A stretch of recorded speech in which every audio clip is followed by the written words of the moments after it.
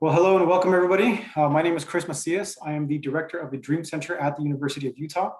As most of you might know, the Dream Center primarily focuses on working with undocumented students with or without DACA, as well as mixed status individuals and their families. So we serve from everything from the access to education portion all the way through navigating institutions of higher education and everything in between. We believe that this is a population that is highly vulnerable and sometimes lacks the access via policy and law. And so we're here to interpret that for them. And we're here to make sure that access is given to those folks. And today, we are excited to participate in the campus discussions and celebrations of Black History Month, along with so many other great events happening. We understand at the Dream Center that immigration is a Black issue. Today's presentation is titled, My Experiences as a Black Immigrant, a discussion on the intersections of being Black and Undocumented featuring Felecia Russell. Felicia is a Black DACA recipient who is passionate about bringing visibility to Black undocumented people. A dreamer herself, she founded Embracing Undocumented in hopes to connect young undocumented people to mentors, scholarships, and resources while shedding light on the visibility of Black undocumented folks. Felicia has a Bachelor's of Arts in Political Science, a Master's in Policy, and is currently a doctoral student at Temple University in Philadelphia. Her book, Favored, comes out in 2022, so keep an eye out for that. So we are very excited to have her here. After today's discussion, we will be sharing links in the chat for her website, embracingundocumented.com. We do encourage everybody to check that out. Today's session is only one step in our shared mission to create space for current and formerly undocumented Black immigrants to not only survive, but thrive in education. As a reminder to all participants, this event is being recorded and will be uploaded to our website for later viewing. So without further ado, we are very excited to turn it over to Felicia for a wonderful presentation, which will be followed by a Q&A session facilitated by myself, which will be mainly in the chat if you have any questions, but also you'll be able to unmute yourself and participate that way if you so wish. So Felicia, thank you so much for being here today. Thank you so much for your contributions and for the community work that you do. Thank you. It's a pleasure to be here, Chris. Thanks for having me. So like Chris said, I'm Felecia Russell. I am currently in a doctoral program at Temple in higher education administration. I am from California. I grew up in Inglewood, California. I went to California Lutheran University, studied political science, and then I went to Pepperdine and studied public policy. So it is truly an honor to be here with you this evening. So before we get started, I would like to play a quick video to set the context for our conversation tonight. And as you watch, please jot down or think about what you feel as you hear the folks talk about their experiences in the video. So here we go. Let's see. When school is in the right screen.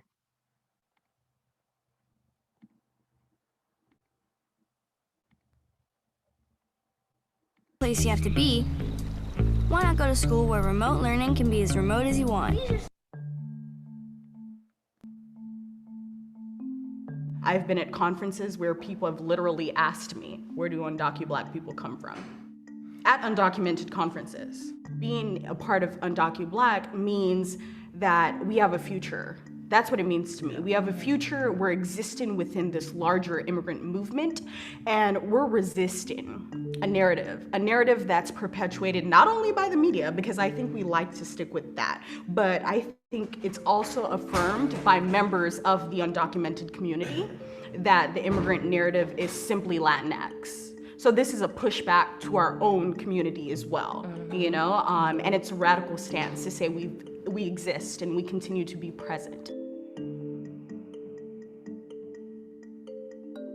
I've tried to join other groups, not to say they're not helpful, but I didn't really feel a sense of connection all the way. I just want to acknowledge that, it's not about dividing us and just totally making a group for ourselves, and just neglecting the other groups. But in our undocumented state, we are also Black. That in itself in this country is labeled as being criminal, so before you get looked at, I'm getting looked at because of my skin complexion. A lot of our cultural backgrounds, your challenges are your challenges. Your problems are your problems. We come from very private cultures. So discussing your immigration status or anything that is a negative within your life publicly is not really something that our communities really do. When you try to engage with other Black groups, people don't, like, it's hard for them to even wrap their minds around what undocumented means. Or people just like, well, just go get a social, just walk in and tell them you want a social, and you're like, well, that's not really how that works. Why didn't I think of that all these years? Yeah. Shoot! Damn it, why didn't I just think of waltzing in and being like, hey, y'all? So I think for immigrants, like the first thing you do when you immigrate to the United States is you like figure out where you are. If you're undocumented and Black, like one thing you try to look for is like, you like immediately identify with like the Black people in the United States. And then maybe you find out you're undocumented and you want to get an immigrant rights. Then you look to the movements of Black people in the United States in a way that like, I don't know if like a lot of other people do. So for example, like when Jeff Sessions like announced the end of DACA, there's like such a like of like Jeff Sessions being the one to announce it. It was a symbol. Like, Tell us about it. all I could think about was like where Jeff Sessions comes from.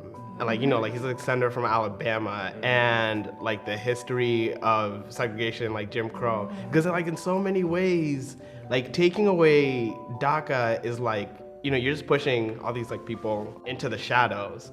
So if you're like a Black worker in the Jim Crow South, like you couldn't go to your boss and say like my wages are being stolen. There was like no one for you to go to, and so like you lived in the shadows. Like that was like segregation. And I think like for a lot of immigrants, like they're not able to like connect that as easily. I think what's really important that all of you have really talked about in different ways is that being Black and undocumented places us in the larger continuum of the fight against white supremacy in this country, right? So like we're able to ground who we are. So how do we find a space? How do we create a space that allows us to bring this political analysis, that allows us to build upon that allows us to, you know, be able to find a way to fight back, but then also allows us to celebrate each other, celebrate our resilience, our existence, our beautiful, beautiful blackness that we have in us, right? You know, in the midst of all of this chaos that's going on. All right, so as I try to get us back, get this presentation back up, I would like for you to be thinking about, you know, what you thought, you know, what that video made you feel, right? So one of the reasons I like to play that video is because it is often not what we see when we talk about undocumented people, right? However, those people in that video represent the diversity of the undocumented community as well. So I asked, you know, what you felt when you saw that video. When I watched that video, when I listened to that video, it makes me feel heard, right? As if my story matters, right? As if my Black immigrant life matters. It makes me feel that immigrant justice has always been inextricably linked to racial justice. I feel the importance of two identities at play, Black and undocumented. And when thinking about both identities, there is not one without the other. Both identities do not function in isolation.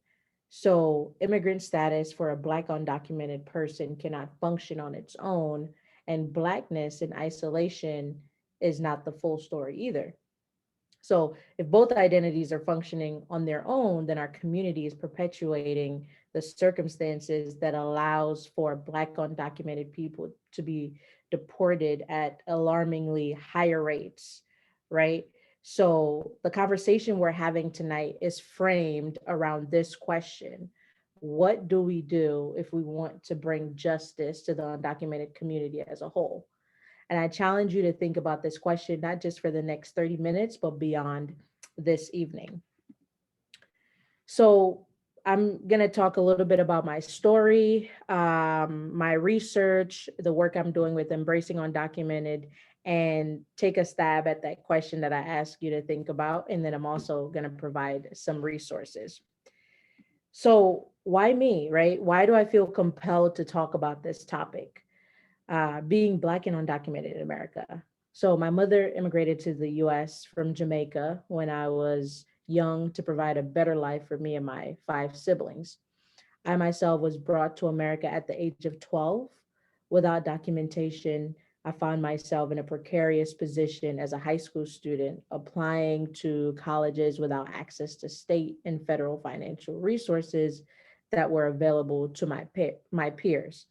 My only opportunity to receive funding for my education was from private scholarships. And to make matters worse, because I am a Black immigrant from Jamaica, the scholarships intended for undocumented students were often closed to me because I was not from a Hispanic country. So my undocumented status was further pronounced in those moments. But even though those doors were closed to me, I got a sizable scholarship from California Lutheran University, which made my transition to college possible. But my scholarship did not guarantee that I could attend college in the fall.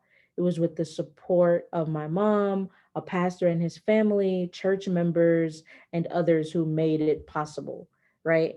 But while I was at CalU, I struggled to connect with the undocumented community, not because there weren't people supporting me, but because I often was the only Black person in those groups. So I would go to classes, the students would, the classroom would be predominantly white. Then I would go to these spaces that were for undocumented students and still felt uncomfortable.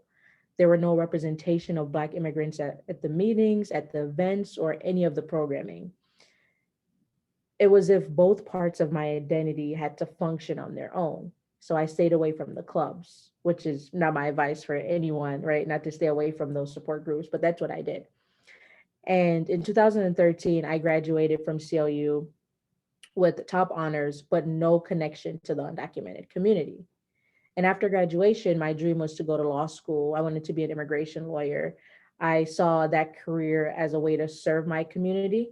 And I was accepted to a few law schools, but was soon hit with the reality again that I could not afford to go to law school because I could not access loans or federal aid. So I had to pivot. Instead, I pursued my master's at Pepperdine University. I had an assistantship with the Intercultural Affairs Office. I worked at Jamba Juice. I worked in the library. I drove shuttles around campus. I had to work overtime to fund my education, like many other undocumented students.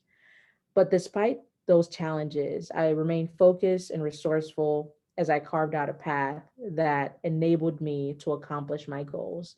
And I graduated from Pepperdine in 2015 with my master's in policy. With the support of others and after much hard work, I had achieved 2 degrees and was able to be employed with a work permit. By my own standards and by society's standards, I was successful. However, with the rise of Trump, DACA was rescinded and my life felt like it was in limbo. It was then I decided to do more. I wanted to use my voice and believed it was a unique one. So I asked myself the question, how could I use my own experience to support other undocumented students? Other undocumented students who might not have made it as far as I did, especially Black undocumented students. So a few years ago, I applied to Temple University for the higher education program as a doctoral student so I can study this topic. And as you can imagine, I am still facing significant barriers because I still don't have access to aid. This leads me to the research I'm doing now. As you know, undocumented students grow up with legal access to public education, but we face legal, structural, and financial barriers to higher education. A small number of us make it to college on scholarships and private loans, like myself and others, but we continue to face challenges such as fear of deportation and the lack of support on college campuses. We often sit in classes and fear that at any point ICE could remove us from those spaces, right? We get to campus and realize there is no staff member who understands our story. And for me, I'm often in fear outside of the classroom because of my Black skin. So I wanted to learn more about the experiences of Black undocumented people, because I have this deep sense of commitment to bring justice to the powerless, the underserved, and the marginalized. And I have a mission to bring visibility to Black undocumented people. So you might be thinking, well, why not just focus on the experiences of all undocumented students? Well, the experiences of undocumented students have gained much attention over the last decade, and those conversations are often already focused on the Latina experience. So Black undocumented students are excluded from the discourse. And of course, Black undocumented students face similar structural, legal, and financial challenges to higher education, but our experiences are different and multi-layered and diverse and deserve a place in the ongoing conversation.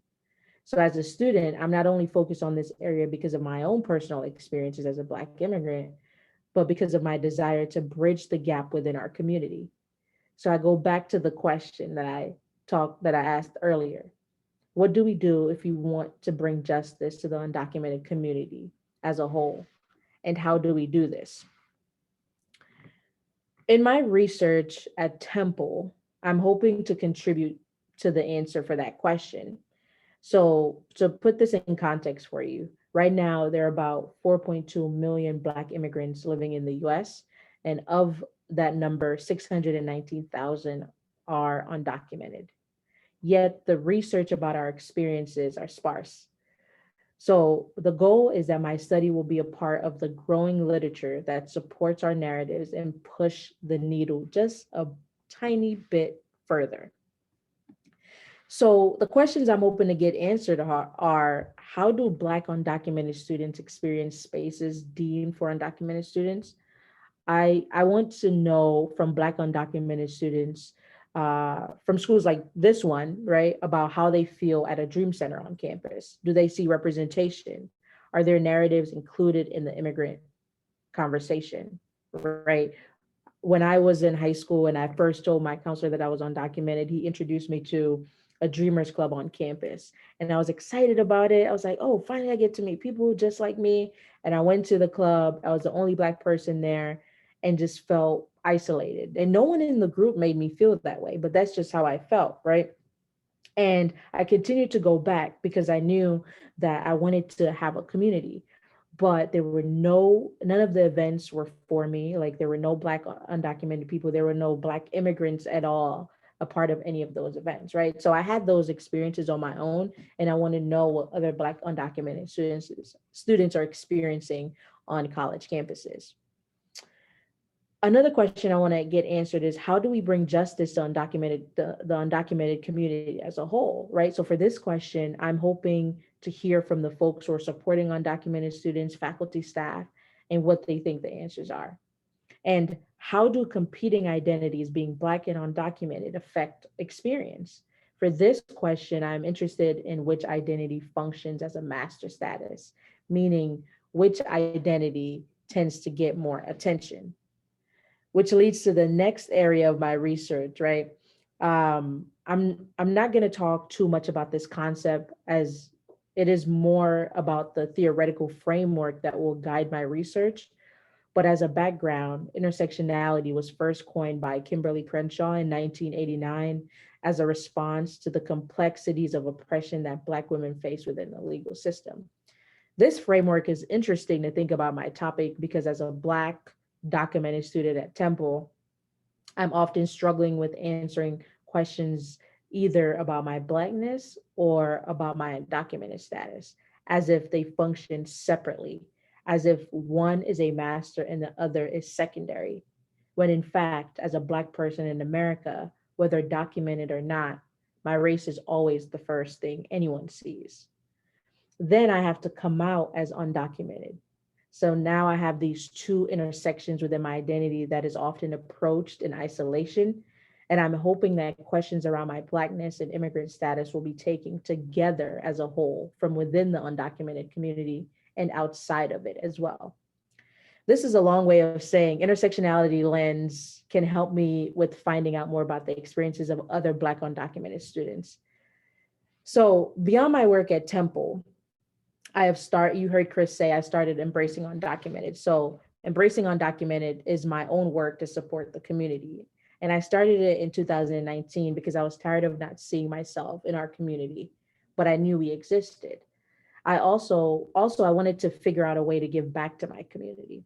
I thought about how I navigated my status and my identities and wanted to highlight what was critical, right? Wrap it up and give it to others.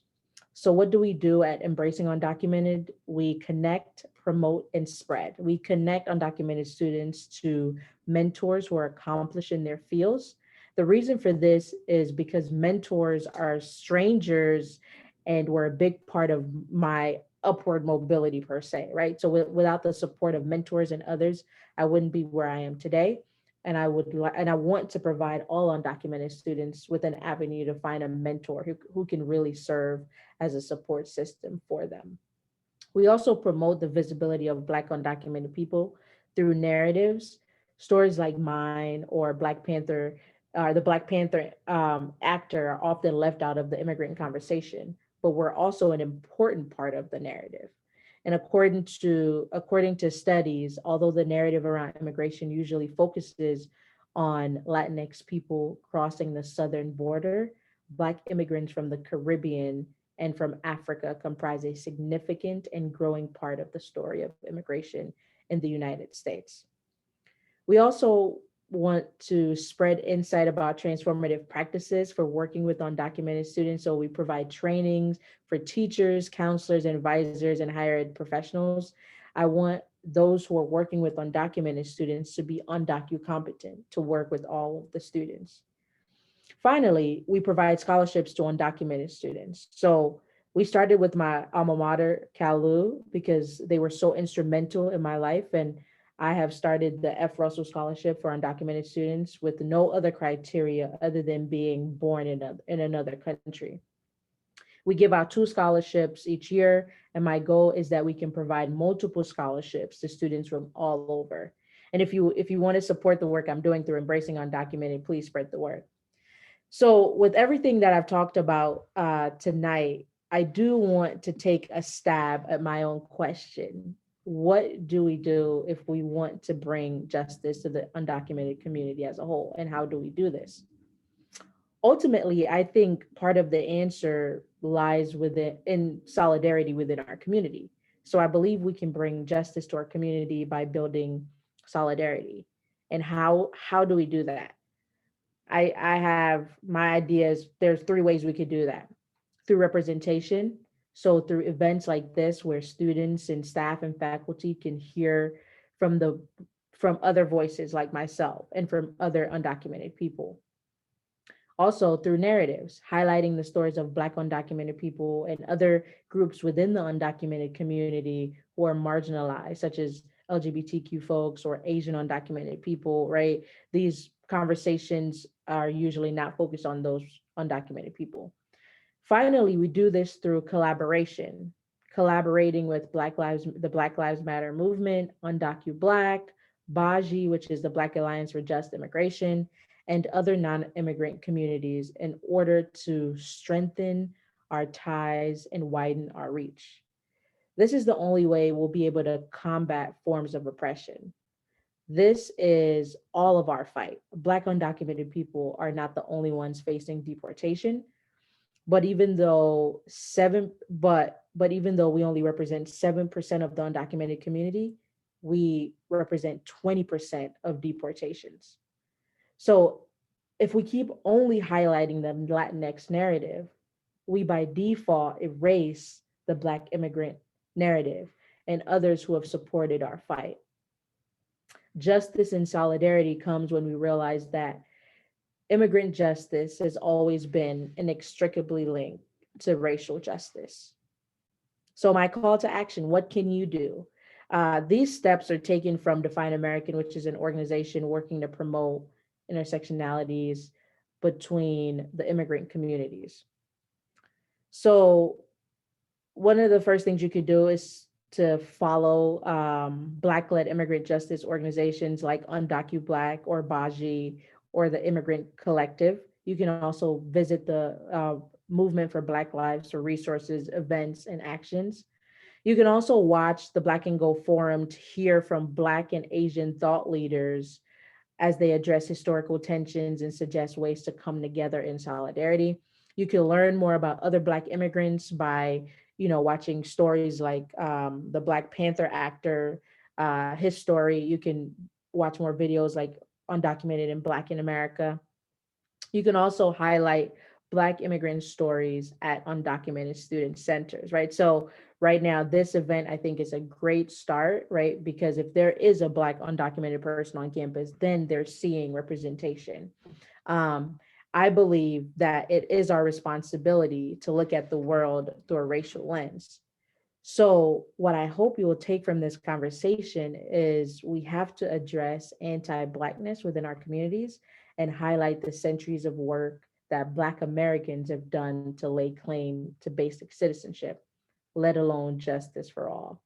Visibility for Black undocumented people is necessary in moving forward, and our work for our undocumented communities must include the diverse narratives of all of us. So I hope that you heard something that made sense tonight, and you heard something that you will use as a way to go out and do something to support our community. I thank you for having me here tonight, and I look forward to our conversation. So thank you. Felicia, that was some amazing information and wonderful insights into the work that you do and into your experiences that led you to this kind of work. So we really appreciate what you're doing. And even myself, I'm thinking of ways to better represent Black undocumented folks within the Dream Center itself, right? The majority of the population that we serve that has self-identified right now is Latinx or of that background in some way. But I do know that the population is changing, and other countries and other people are being represented more. And so we definitely need to step up how we do that. So thank you for that reminder, and thank you for that support. I feel like the group here is small enough that we could probably all come off of mute and video if you would like, if you're able to, so we can just have a further discussion and maybe questions or comments. Again, feel free to put them in the chat, or you can just hop onto the video here. So if you have any questions, comments for Felicia, I'll turn it over to the audience. Thank you. Yes, I have first presentation was wonderful. It opened my eyes a lot, actually, to just a lot of issues that is going on, but also how the Black Cultural Center, which myself, I need to do a better job in partnering with Chris now. We need to work together even more now because I'm just like, oh, okay, this is a problem. But on top of that, this is something that is ingrained, and we need to make sure that we change and shift that narrative. And so it has definitely opened my eyes, and I will be working with Chris for sure. I love it. That's great. But my question more so is just, what would you feel is like the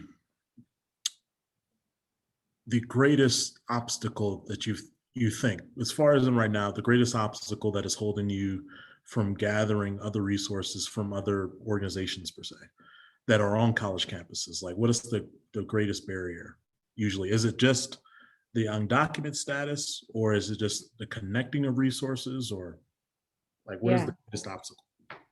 Yeah, so I think it goes back to like what Chris just said. So a lot of undocumented students have to first self-identify, and then once they do, then you're able to support them.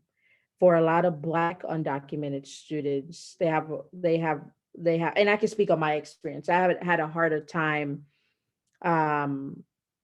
like coming out as undocumented because, you know, I felt like I was African American, right? I'm Black, but I felt like I was a part of the African American community. So that's where I wanted to be. That's like, oh, you know, and I felt connected to BSU and all of that. But there was this piece of me that I knew wasn't represented there. And I necessarily couldn't talk about it because they weren't having conversations about immigration.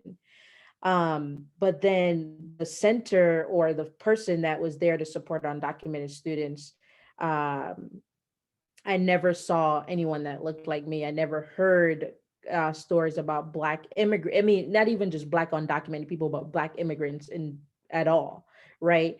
And so I think the big barrier there is that because we don't see representation, we have a harder time self-identifying. Therefore, then we don't get the support we need, you know, compared to other undocumented students who might be getting the support they need, even though all undocumented students face all of the similar financial legal barriers, right?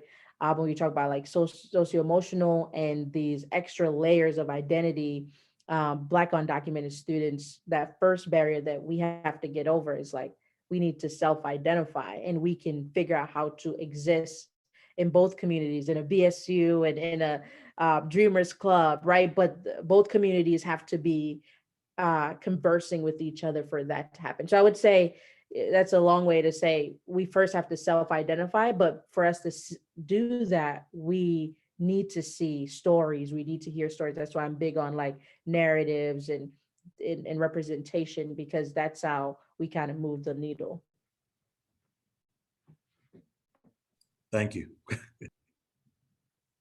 So I love that you're going to work with Chris. I think that's going to be great. Yeah.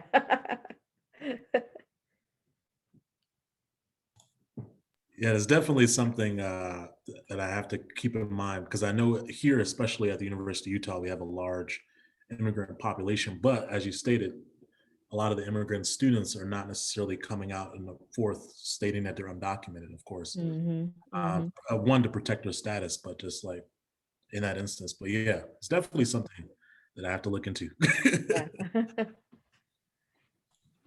I agree. I'd be excited to reach out, Elijah, a little more and see how we can start collaborating further, you know. But yeah, are there other questions or comments from the group? Sorry, So, Felicia, thank you. I always forget there's a mute button on the headset too. So I want to thank you for this presentation. Definitely learning a lot. Definitely do encounter this in the work that I do in the Center for Ethnic Student Affairs as a scholarship person. Definitely in various different communities. So oftentimes I will run across this. It's exactly what you said, self-identifying first, because sometimes when I begin to talk to students, they're coming in saying international student, right? Because sometimes they don't even know how to identify. And then as you peel back the layers of, well, which high school did you graduate from? And so on and so forth. And then finally talking to them about, well, this is where some of the scholarships are, right? So there's that entire process. But yes, and then beyond that, I think some of the sharing the narratives is really going to be helpful for me, because oftentimes I run across American Indians who are not federally recognized, right, that are seeking scholarships. But also we have oftentimes a number of students who are coming from Canada who are Indigenous people. From the Indigenous nations from there that are trying to seek scholarships here. So that is going to help me when I begin to work with those individuals to really their stories. So thank you so much for this. Of course. Thank you. Yeah. Stories are important. Once we start sharing our stories, then we're able to tap into our power. So I'm a strong making sure that we share our stories, and it takes everybody, you know, it's for some, and I wasn't always comfortable with sharing my story. I had to get comfortable with sharing my story. So I wasn't, you know, one of those students who found out they were undocumented and then were like, okay, here, I'm going to go out, I'm going to share my story. That was not me. I actually hid in the shadows for a long time. I hated it. I thought this is the worst thing that could ever happen to anyone. Actually, I think I was telling this story, but my brother and I would play this game. Would you rather be like, would you rather? And it would always be like, would you rather be this or would you rather be undocumented? Because we thought it was so bad. And so we would pick every possible bad thing you could think of over being undocumented. I would not do that.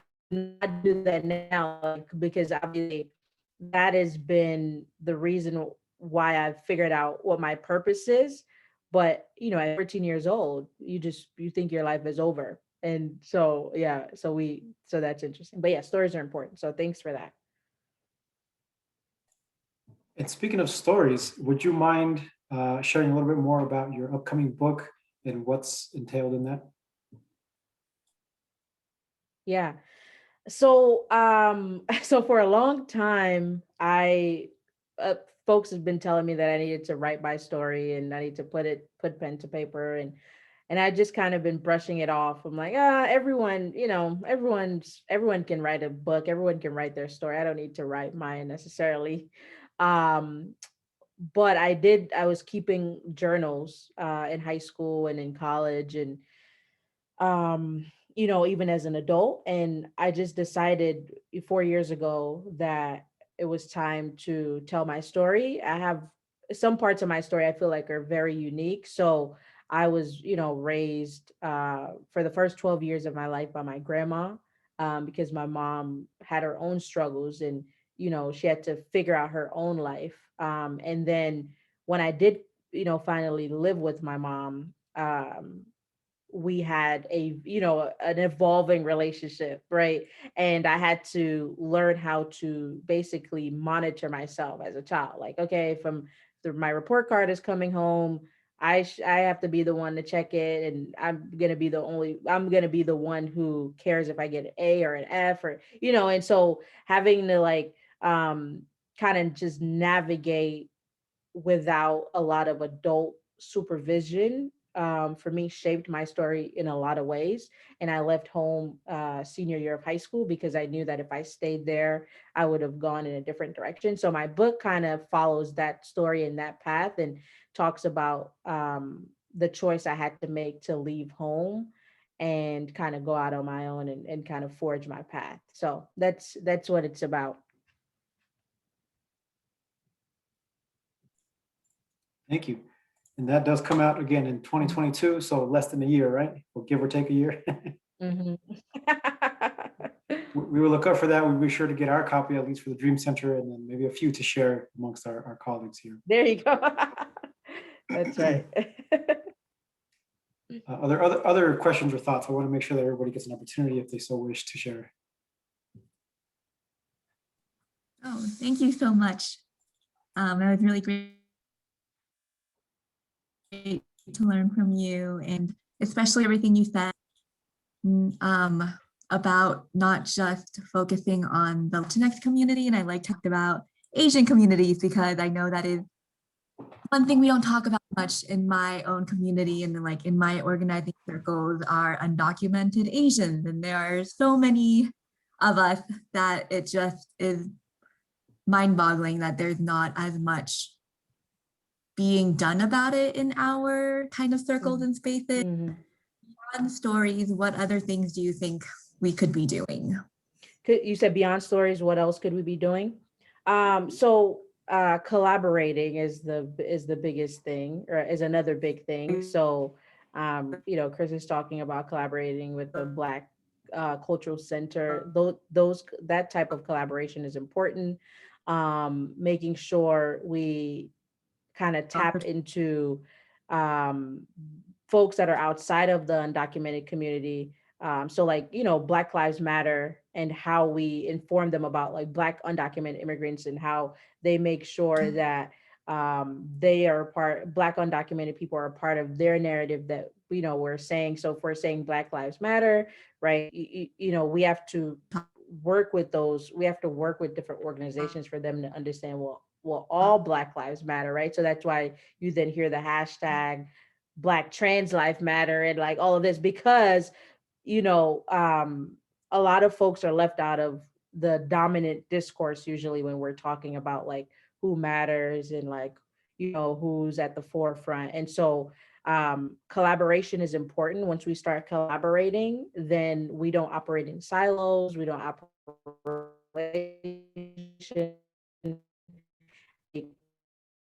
more where change. Also representation, narratives. I think representation is important, right? So if there's an Asian undocumented person tonight, and they hear about, hey, we should start talking about Asian undocumented people, that sparks something in them, right? Or a black undocumented person, or even folks who are Latinx or undocumented, right? Then then it gets them thinking, oh, am I part of the problem? Like, am I perpetuating these stereotypes and the bad immigrant or whatever, right? How am I contributing to my own community and outside of like just my identity, how do I support others within these marginalized communities? So yeah, for me, it's really representation, collaboration, and narratives, and our stories are very important. I mean, also, of course, reading, right? Reading about these groups of people, and following the research, knowing policy, how to support students, right? So, because we're saying the same people who are deporting undocumented people are the same people who are killing, innocent Black people in the streets, right? And so we have to figure out a way to like come together to be able to create the change that we want to see. Thank you. That reminds me of kind of some of the historical context when it comes to immigration and undocumented folks overall, right? We see right now it's still happening where there are families still being separated at the border, where there are people being essentially caged and incarcerated for simply being here or for existing in general, right? And it's it's sad that some of those same things have been taken from the history of colonization and from slavery at inception in this time, where they would separate families to ensure that that culture would not survive or the identities were completely erased. And that is such a parallel of what's going on now. And even though we have a new administration who has pledged to make some changes and impacts, it's going to be a slow process. And there is going to be people lost within that system regardless. And so we still have to fight for that. But it's important to understand where that comes from, because we know that we're all interconnected. I always think of like the Black Panther Party when they would always say, our liberation is bound to each other. I'm not free until you're not free. And it's because of that same historical context and that same thing that just continues to repeat itself over and over, unfortunately. So as we said in the beginning, immigration affects so many different people. Being undocumented is such a large spectrum for so many people. And as I said, immigration is a Black issue, So here we are again. So we have just a few minutes left, and I'd like to once again turn it over to a few other folks if anybody else has any final thoughts before we wrap up with Felicia.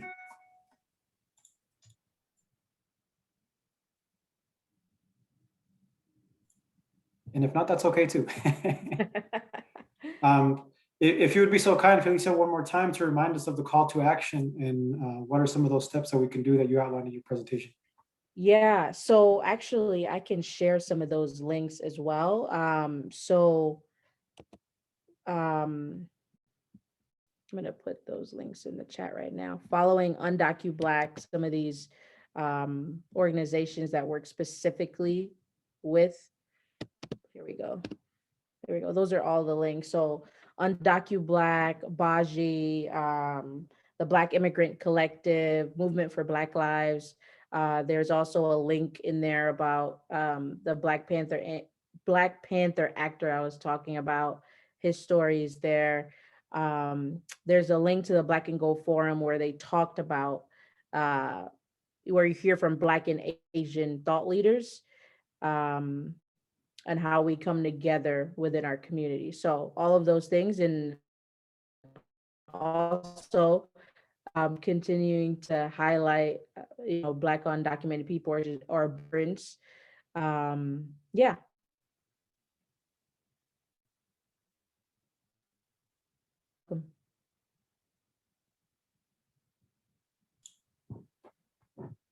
Well, thank you. Sorry, I feel like there's a technical issue going on my end here.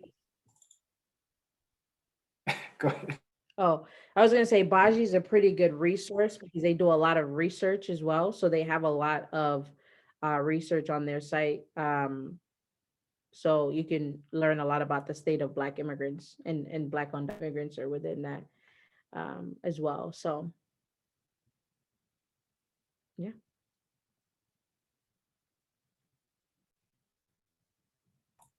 Well, great. And I'm going to put, you can also go to embracingundocumentated.com to learn more about the work I'm doing there. And if you do want to reach out to me, I'm at embracingundocumentated@gmail.com as well. So I'm going to put that in the chat too.